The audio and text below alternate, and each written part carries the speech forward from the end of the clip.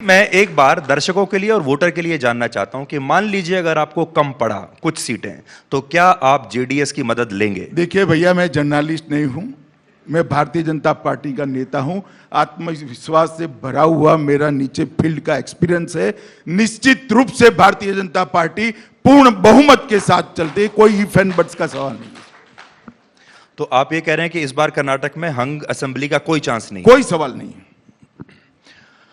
अब मैं थोड़ा दिल्ली के बारे में आपसे एक सवाल पूछना चाहता हूं, और इस समय क्योंकि मैं तो दिल्ली से ही आया हूं कल और समय अब हमारा निकल रहा है, और ये सवाल तो पूछना बहुत ही आवश्यक है।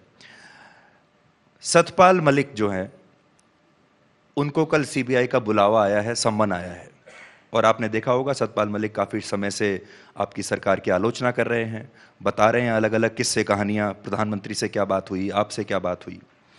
हम ये देख रहे हैं कि जैसे ही कोई आलोचना आपकी शुरू करता है तुरंत उसके एक हफ्ते 10 दिन में उसको कहीं ना कहीं से बुलावा ऐसा जाता नहीं है। ये मेरी जो जानकारी है इसके हिसाब से ये दूसरी तीसरी बार बुलाया है उनको। अच्छा, ऐसा नहीं है, एक जांच चल रही है। इसमें उन्होंने जो कहा है इसके अलावे कोई साक्ष्य सबूत या चीजें आई होगी तो बुलाया है। तीसरी बार बुलाया है, इसलिए हमारे खिलाफ बोलने के कारण बुलाया, ये सत्य नहीं है। मगर मैं इतना कहना चाहता हूं, आपको ये भी पूछना चाहिए कि हमारे साथ से अलग होने के बाद ही क्यों ये सारी बातें याद आती हैं। ये आत्मा उस वक्त क्यों जागरूक नहीं होता है जब सत्ता में बैठे होते हैं। तो इसकी क्रेडिबिलिटी भी सोचनी चाहिए जनता ने और पत्रकारों ने। अगर ये सब कुछ सही है तो वो गवर्नर थे तब क्यों चुप रहे? सही है तो खैर, ये सब सार्वजनिक चर्चा के मुद्दे नहीं है। मैं इतना जरूर देश की जनता को कहना चाहता हूं कि भारतीय जनता पार्टी की सरकार ने ऐसा कुछ नहीं किया जिसको छिपाना पड़े। कोई अपने निहित राजनीतिक स्वार्थ के लिए हमसे अलग होकर कुछ कहता है तो उसका मूल्यांकन मीडिया ने भी करना चाहिए, जनता ने भी करना चाहिए। आपको लगता है किसी की गोदी में जाकर बैठ गए हैं वो? छोड़िए, इस तरह का शब्द प्रयोग मेरे लिए ठीक नहीं है, परंतु मैं इतना जरूर कहता हूं कि आप जब पावर में नहीं है, हमसे अलग हो गए हैं, और जब आप आरोप लगाते हैं तो वो आरोप की वैल्यू और वैल्यूएशन दोनों जानना चाहिए। अच्छा, मैं थोड़ा सा और फ्लैशबैक का सवाल पूछता हूं। जब आपने उन्हें चुना इतने महत्वपूर्ण पद के लिए, चुनने के बाद कभी उस समय आपको ऐसा लगा कि आपने गलत व्यक्ति को चुन लिया है? क्योंकि आप मिलते हैं, आप समझते हैं, बातचीत करते हैं, उसकी गहराई समझते हैं। हमारी पार्टी में घने बड़े लंबे समय से काम करते हैं। मैं राष्ट्रीय राजनीति में आया उसके पहले ही वो श्री राजनाथ सिंह जी की अध्यक्षता में राष्ट्रीय उपाध्यक्ष थे, मेरी टीम में भी रहे और एक सिलेक्शन किया। अब ठीक है भाई, कई बार होता है राजनीति में ऐसा। ये तो कहेंगे कि गलत आदमी को चुन लिया आपने? मैं इतना ही कहना चाहता हूं कि वो काफी लंबे अरसे से काम करते थे। अब समय समय पर कोई अपना रुख बदल सकता है, हम क्या कर सकते हैं। गलत आदमी पर विश्वास कर लिया, ये आप कह रहे हैं। मैं कहता हूं समय समय पर कोई आदमी रुख बदलता है तो उसको क्या कर सकते हैं, जनता ने उसको पहचान लेना चाहिए। अगर राजनीति की भी बात करें अमित जी, और मैं प्योरली राजनीति की बात कर रहा हूं, इस समय जितने भी विरोधी हैं बीजेपी के, चाहे वो राहुल गांधी है, चाहे वो ममता बनर्जी है, या फिर अरविंद केजरीवाल हैं, उन सब की जो इस समय फिल्म चल रही है उस सब की पृष्ठभूमि में अदालत जरूर दिखाई देती है।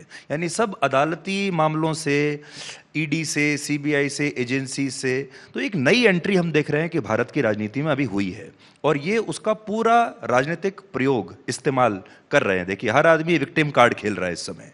केजरीवाल जी भी खेल रहे हैं, राहुल गांधी भी खेल रहे हैं। जब मैं आज आपसे बात कर रहा हूं, राहुल गांधी आज अपना मकान खाली करने वाले हैं, और उन्होंने ये तय किया है कि वो जब चाबी देंगे वापस सरकार को तो उसमें फोटो वोटो खिंचवाएंगे, वीडियो बनाएंगे। प्लीज प्लीज, वो तो आप चलाइए, आपकी टीआरपी के लिए हमें कोई इसमें आपत्ति नहीं है।